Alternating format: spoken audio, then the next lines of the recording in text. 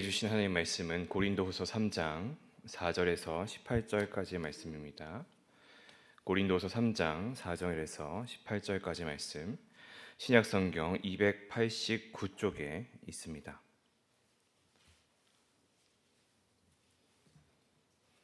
말씀을 교독하겠습니다. 우리가 그리스도로 말미암아 하나님을 향하여 이 같은 확신이 있으니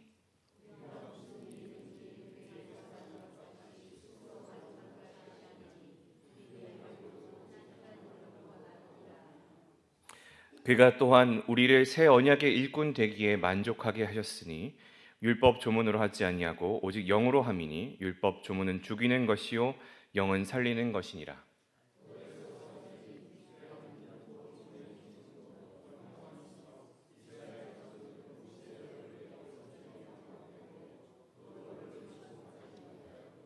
하물며 영의 직분은 더욱 영광이 있지 아니하겠느냐.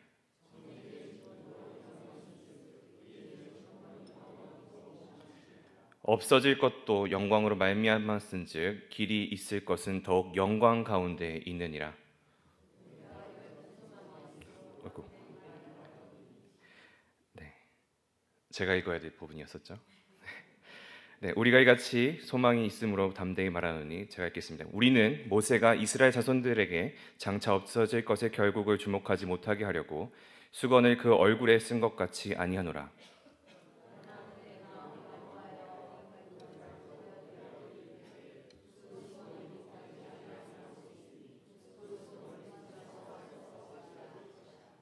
오늘까지 모세의 글을 읽을 때 수건이 그 마음을 덮었도다.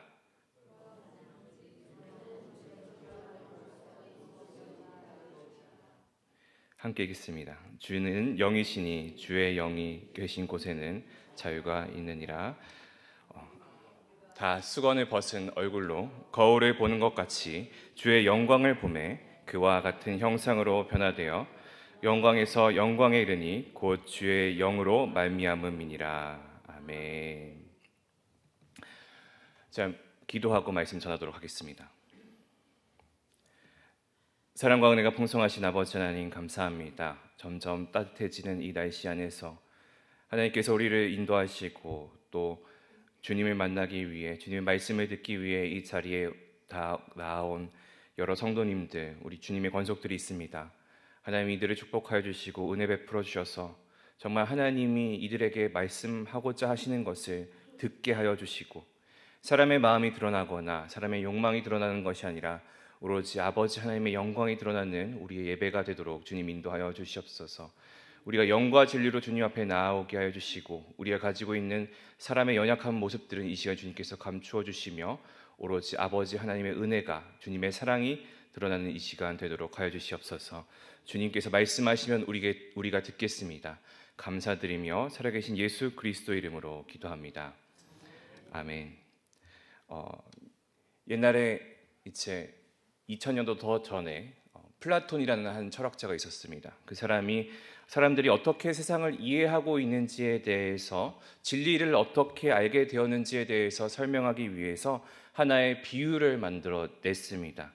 그리고 이것이 단순한 이야기가 아니라 우리의 인식과 성장에 대한 철학적인 비유이기도 한데 그것을 동굴을 빗대어서 이야기했기 때문에 동굴의 비유라고 합니다. 우리 화면을 하나 보여주시겠어요?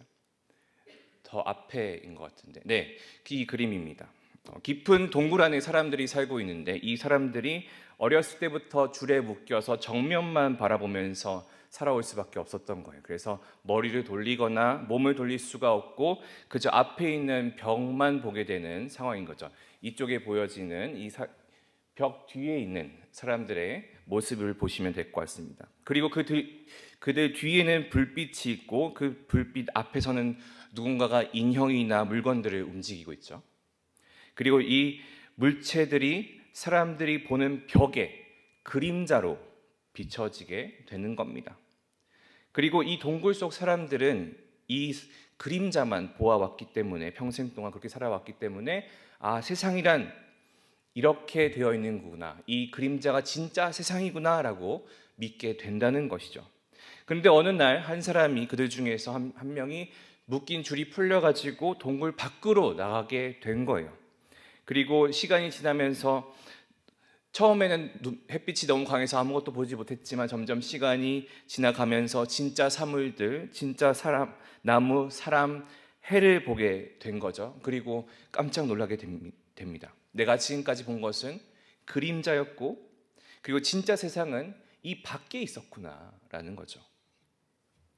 이 사람이 이제 다시 동굴로 돌아오게 되었을 때에 자신이 보았던 그 진실을 이야기해 주기 위해서 동굴에 그 사람들을 만나게 되었지만, 그렇게 자기가 본 것에 대해서 이야기를 하는 이 사람에 대해서 동굴 안에 있었던 사람들은 그를 이상하게 여긴다는 거죠. 웬 헛소리를 하는지, 우리가 지금 그림자로 보고 있는 게 진짜인데 왜 이상한 이야기를 하느냐라는 식으로 말하는 거죠. 그리고 심지어 그를 비웃거나 오히려 화를 내기도 합니다. 동굴 밖을 경험했었던 이 사람은 더 이상 그림자만 보던 시절로 돌아갈 수가 없게 되었습니다. 왜 그렇죠? 그가 진리를 알았기 때문이죠. 세상이 어떠한 모습인지를 두 눈으로 확인했기 때문입니다. 플라톤은 이 이야기를 통하여서 아마도 이런 메시지를 전하려고 했던 것 같습니다. 동굴은 우리가 사는 세상, 그리고 우리가 가지고 있는 무지한 그한 시야에 대해서 이야기를 하는 것일 거고, 그림자는 우리가 진짜라고 착각하는 것들을 이야기를 하고, 뭐 겉모습이나 소문이나 가짜 정보가 되겠죠. 그리고 동굴 밖은 진리와 그리고 진짜 세계를 이야기를 하는 겁니다. 그리고 햇빛은 거기서 진리와 참된 지혜를 이야기를 하고, 그리고 동굴에서 나온 사람은 철학자 혹은 진리를 찾으려는 사람이라 이렇게 전달을 하려고 했을 거예요. 그렇다면 우리의 모습들과 비교했을 때는 어떻게 되느냐? 우리가 TV를 통해서, 매체를 통해서 보여지는 그런 사람들이나 가치나 이런 것들이 정말 진짜처럼 보여질 수 있겠지만, 근데 그것이 정말로 우리의 삶에 중요하냐 이러는 거죠. 그리고 우리가 그 그림자만 보면서, 누군가를 통해서 보여지고 있는 그런 그림자를 통해서 내가 이것이 진짜라고 착각하고 있는 것일 수도 있다라는 겁니다. 그래서 플라톤이 이야기하는 것은 무엇이냐면, 진리를 알고자 한다면 눈에 보이는 것만 믿지 말고 질문하고 고민하고 진리를 향해서 나아가야 한다라는 것이고, 그게 쉽지는 않겠지만 그것이 정말로 세상을 보는 길이다라는 거죠. 조금은 빗대어서 비슷한 모습을 가지고 있는 게 우리 매일의 삶에서 있는데, 우리의 머리 위에 있는데, 그것이 무엇이냐면 오늘의 제목과 같은 해와 달입니다. 우리가 중학교 때쯤 돼서 과학 시간에서 배우기도 하는데, 여러분 달은 어떻게 빛을 내는지 아시나요? 그림은 내려주셔도 될 것 같습니다. 달이 빛을 낸다는 것은 에너지가 있다라는 것이고, 빛이 있다는 것은 에너지가 있다는 것이고, 그리고 그런 빛을 내는 달은 에너지를 발산하는 그런 행성이 아니에요. 우리가 별이라고 하는 것은 그렇게 에너지를 내고 빛을 내는 것을 별이라고 하는데, 태양은 별이지만 우리가 다른 별이라고 하지 않습니다. 달은 스스로 빛을 내는 존재가 아니기 때문이죠. 그러면 우리가 보고 있는 달빛은 무엇이냐라고 한다면, 그것은 오직 해의 빛을 반사하는 그런 거울과 같은 존재이라는 거죠. 그래서 그림을 보시면 태양에서 태양광이 나와서 달이 있고, 그 달이 태양광을 반사해서 지구에 오게 되는데, 그것이 우리가 보게 되는 달의 모습입니다. 그래서 100의 빛을 받았다고 한다면 88의 빛은 사라지고 남은 12의 빛을 달이 반사해서 우리 눈에 보여지게 된다라는 거죠. 그래서 우리의 눈에는 달이 빛나는 것 같아 보이지만, 그것은 해가 가지고 있는 그 영광을 직접 담지 못한 그저 반사된 빛이라는 거죠. 그래서 넘겨주시면, 해와 달의 위치에 따라서 우리가 보름달, 금음달, 조승달, 반달, 그런 것처럼 우리가 그 위치에 따라서 달의 모양을 다르게 볼 수 있게 된다라는 겁니다. 네, 그림을 내려주셔도 좋을 것 같습니다. 분명히 달빛은 아름답지만 온전한 빛이 아닙니다. 그리고 해가 사라지면 달빛도 사라지게 되는 거죠. 그런데 우리의 생활 속에서도 마찬가지의 모습들을 볼 때가 있습니다. 무언가 진리가 가지고 있는 그림자를 보고서 그 그림자만 보고서 우리가 이게 진리인 양 생각하고 있는 경우가 너무나 많다라는 거죠. 그리고 오늘 우리는 바울이 복음에 대해서 이야기하는 것에 있어서 동일한 질문을 받게 됩니다.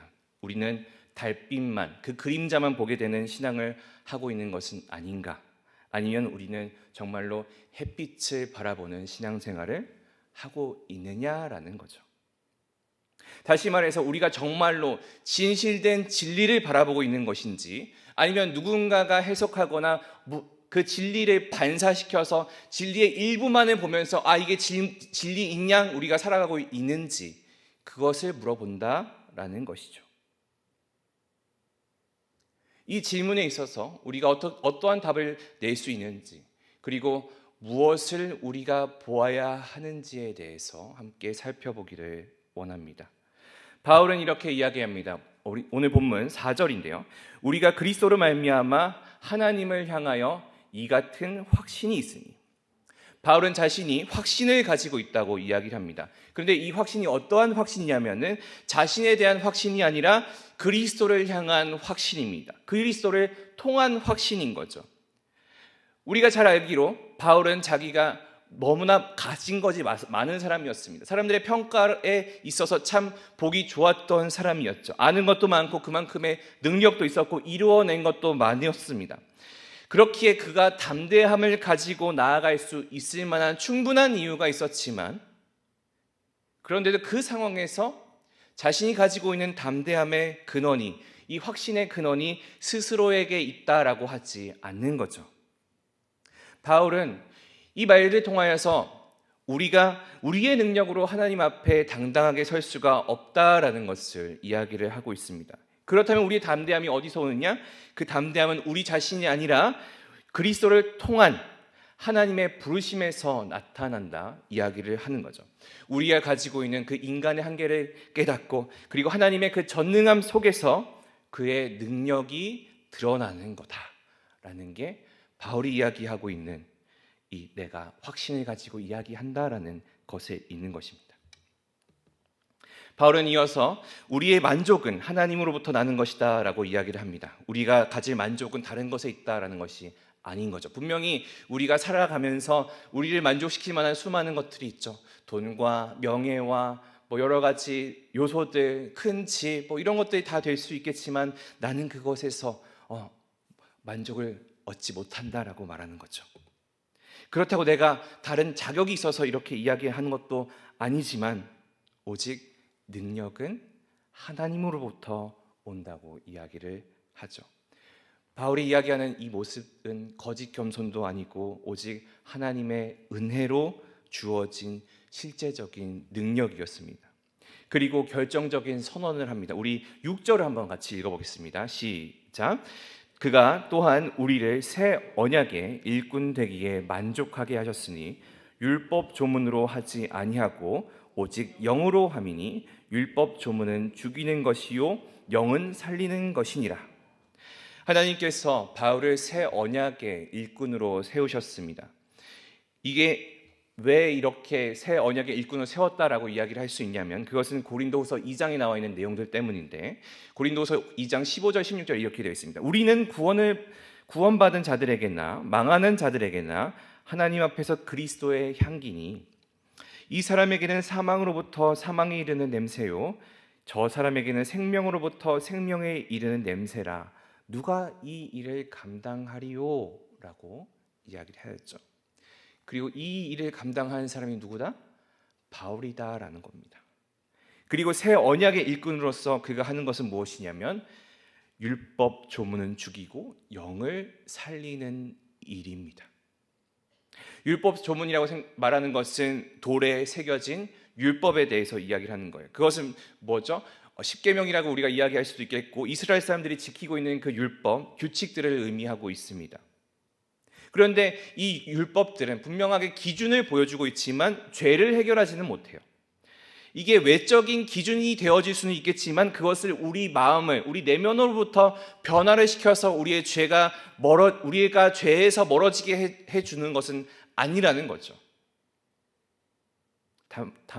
다만 어떻게 하죠? 바리새인들이 하듯이 정죄를 하고 또 죽음을 유발하게 될 뿐입니다.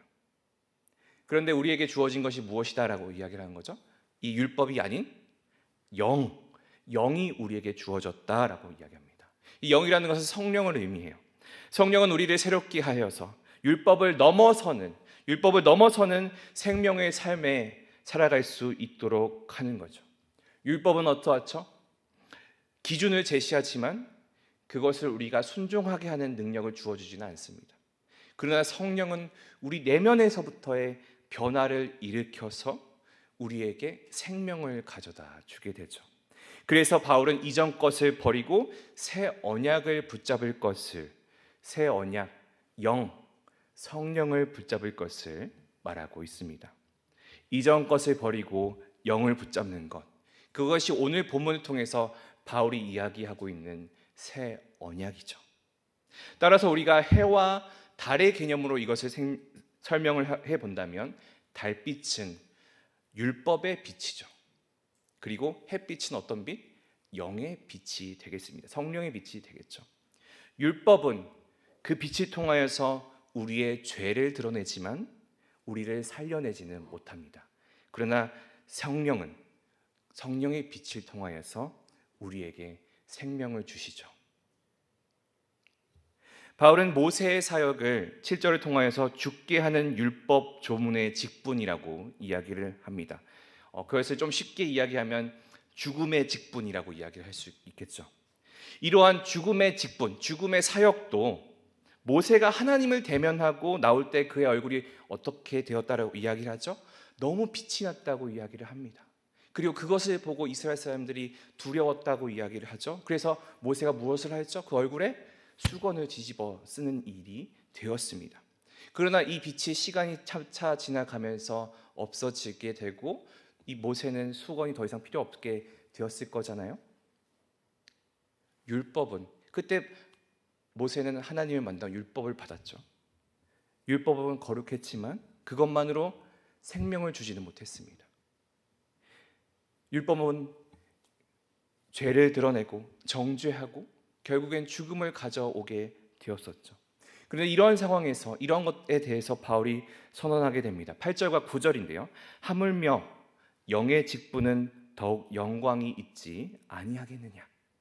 정죄의 직분도 영광이 있은즉 의의 직분은 영광이 더욱 넘치리라. 모세의 얼굴에 나타난 그 율법의 영광조차도 그렇게 눈부셨는데 그 죽음의 사역이라고 이야기하고 있는 모세의 사역에서도 그만한 영광이 있었다면 성령님의 사역은, 진리가 되는 성령님의 사역은 훨씬 더 큰 영광을 가지고 오지 않겠느냐라고 이렇게 논증을 하는 것이죠. 죽음의 직분이 아닌 영의 직분에는 더욱더 큰 영광이 있을 것이고, 그리고 그 의의 직분은 더욱더 넘쳐질 것이다. 영광으로, 의로, 하나님의 은혜로, 능력으로 넘쳐질 것이다 라고 말합니다. 따라서 우리가 기억할 것은 무엇이냐? 복음은 죽음이 아니라 생명을 주는 직분이라는 겁니다. 그리고 복음은 정죄가 아니라 의를 세우는 사역이라는 거죠. 율법은 죽음을 주었지만 영은 생명을 주었습니다. 율법은 정죄를 하게 되었지만 영은 의를 세우게 되었다라는 거죠. 그리고 바울은 또한 11절을 통하여서 없어질 것과 그리고 남을 것에 대한 대조를 통하여서 율법이 일시적인 것과 그리고 복음은 영원한 것이라는 걸 강조하게 됩니다. 율법은요, 죄를 드러내고 정죄할 수밖에 없었기에 하나님이 주신 구속의 최종 수단, 구원 역사에 있어서의 마지막 물건이, 마지막 수단이 될 수가 없었습니다. 그러나 그리스도 안에서 주어진 새로운 언약은 어떻죠? 하나님의 그 구원 사역에 있어서의 완성이고 또 지속해서 주어지고 있는 사역이기도 합니다. 율법의 빛은, 그 달빛은 아름다웠지만 사라졌습니다. 그림자로 가리워졌습니다. 초승달이 되고 금음이 되었다라는 거죠. 그러나 햇빛은, 복음의 햇빛은 영원하고 결코 사라지지 않는다라는 걸 바울은 이야기하는 겁니다. 또한 바울은 이렇게 이야기합니다. 13절인데요. 우리는 모세가 이스라엘 자손에게 장차 없어질 것의 결국을 주목하지 못하게 하려고 수건을 그 얼굴에 쓴 것 같지 아니하노라. 앞서 말한 바울의 그 신학적인 근거 위에서 바울은 자신이 담대하게 이야기할 수 있는 이유를 이야기하게 됩니다. 그는 모세처럼 영광을 숨기지 않았고 오히려 성도들에게 노골적으로 있는 그대로 하나님의 영광을 선포하였죠. 그리고 이것은 그가 가지고 있었던 기질 때문에 하는 것이 아니라 복음의 내용에 대해서 그리스도로부터 나온 것에 대한 확신과 소망에서부터 나온 것이죠. 그래서 뭐라 이야기하죠? 우리는 모세처럼 수건을 쓰지 않는다. 모세는 수건을 써서 이스라엘이 그 빛이 사라지는 것을 보지 못하게 되었죠. 그러나 우리에게는 그 복음에 가진 우리는 그 수건을 쓸 필요가 없다라고 이야기를 합니다. 어떻게 보면 이 수건이 모세의 얼굴을 가리는 천이 되었을 수도 있겠지만 동시에 이스라엘 백성 마음 위에 있었던 그 영적인 장벽이었던 거죠. 그래서 하나님의 영광을 바로 보지 못하게 하는 그런 마음의 눈가림이기도 했었고, 이스라엘 백성들이 가지고 있는 영적인 무지, 그들의 불순종, 그들의 회심하지 못하는 그 상태를 이야기하는 것도 이 수건의 역할이었습니다. 그리고 이 바울의 시대에 와서는 율법에 대한 문자적인 해석, 율법주의적인 경향, 자기의에 대한 집착, 이런 것도 마찬가지로 우리가 생각해 볼 수 있겠습니다. 따라서 이 수건이라는 것은 단순히 빛을 가려내는 그 물리적인 장벽이 아니라 우리의 믿음에 있어서의 장벽이기도 한 거죠. 내가 가지고 있는 자기 자랑, 민족에 대한 우월성, 율법으로만 하나님께 의롭게 될 수 있게 되겠다는 그 착각, 그리스도를 통한 그 새 언약의 영광을 깨닫지 못하게 하는 장벽, 이 모든 것들이 이 수건으로서 나타나고 이 수건이 이스라엘 백성들을 가리고 있었다라는 거죠. 그리고 그것이 굳어져서 이 백성들의 마음이 진리와 멀어진 채 굳어져서 있는 것이 지금 현재의 이스라엘 백성들의 상황이라는 것을 바울이 꼬집고 있는 거죠. 14절인데요. 그러나 그들의 마음이 완고하여 오늘까지도 구약을 읽을 때에 그 수건이 벗겨지지 아니하고 있으니 그 수건은 그리스도 안에서 없어질 것이라. 지금도 율법을 읽을 때에 수건이 그들의 마음을 가리고 있습니다. 그리고 그 수건이 누구를 통하여서? 예수 그리스도 안에서 제거가 된다.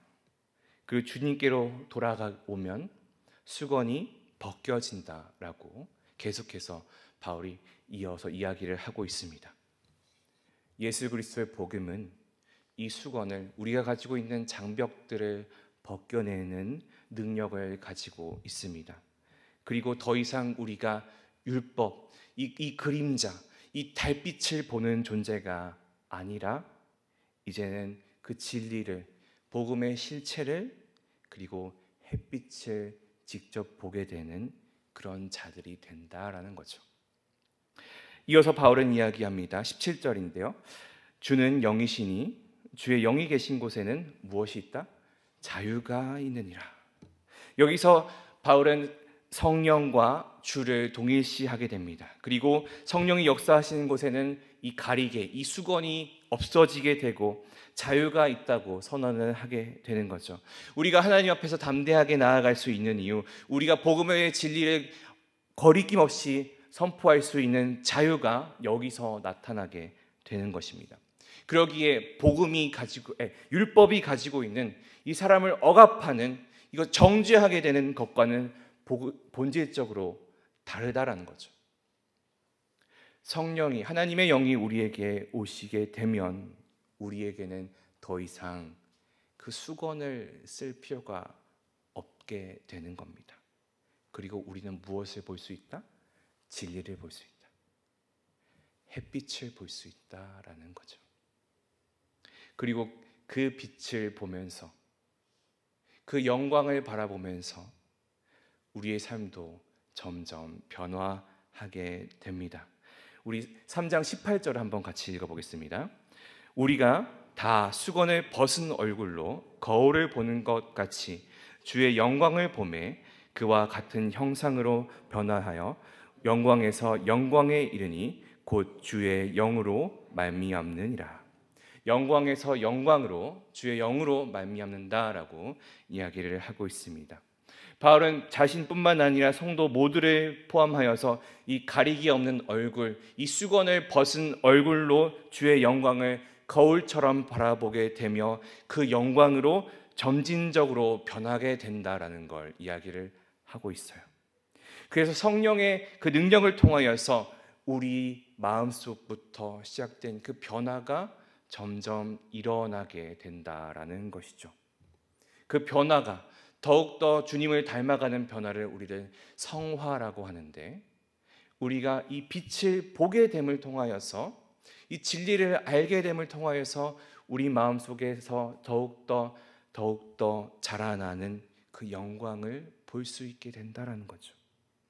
그리고 이 변화가 한순간 딱 주어지고 끝나는 것이 아니라 점점 주의 형상을 닮아가는 그런 연속적인 과정인 줄 믿습니다. 그리고 이것을 만들어내시는 주체가 곧 성령 하나님이시죠. 그래서 우리가 알아야 될 것은 복음은 단순히 우리가 도덕적으로 조금 더 나아진 사람이 되는 것이 아니라 정말 그 영광스러운 변화를 일으켜내는 것이다라는 겁니다. 일전에 제가 말씀드렸던 플라톤이 말한 것처럼 태양을 한번 본 사람은 다시금 그 뒤로 돌아갈 수가 없는 거예요. 내가 진리를 알았기 때문에 이 그림자를 보는 것이 진리가 아닌 것을 알게 되는 거죠. 복음을 본 자는 더 이상 그림자의 삶으로 살아나아갈 수가 없는 것입니다. 왜냐? 내가 그 영광으로 말미암아 더욱더 하나님을 닮아가는 삶을 살아나아가고 있기 때문입니다. 그것이 오늘 바울이 이야기하고 있는 새 언약을 가진 자로서 이전 것, 율법이 만들어 나아가는 것을 버려내고 진리를 알고 진리를 나의 것으로 만드는 사람의 삶에 대해서 이야기를 하는 것입니다. 사랑하는 여러분, 우리가 오늘 이 고린도후서 말씀을 통하여서 확인한 진리를 우리 삶에 한번 비추어 보기를 원합니다. 바울은 우리에게 복음의 빛, 이 햇빛을 직접 보라라고 이야기를 하고 있습니다. 그러나 오늘날 우리의 신앙은 어떨까요? 우리의 삶은 어떨까요? 이 달빛을 보는 것에서 머물러 있는 것이 현실입니다. 교회에서 시키는 것이 있기 때문에, 혹은 지식적으로 아는 것으로서 우리가 그것을 가지고 하루하루를 살아가다 보니 다른 사람을 정죄하는 모습으로 살아가기도 하고, 사랑을 품지 못한 채 그저 죽음으로, 사망으로 나아가는 길로 우리가 점점 마음이 굳어지는 때가 있음을 또한 보기도 합니다. 이 종교적인 의무를 그냥 반복만 하고 그 영광을 바라보지 못한 채 살아가고 있게 되었을 때에 우리에게는 결국 남는 것은 이 점점 딱딱해지는 그런 완악한 마음뿐이라는 것을 우리가 기억하기를 원합니다.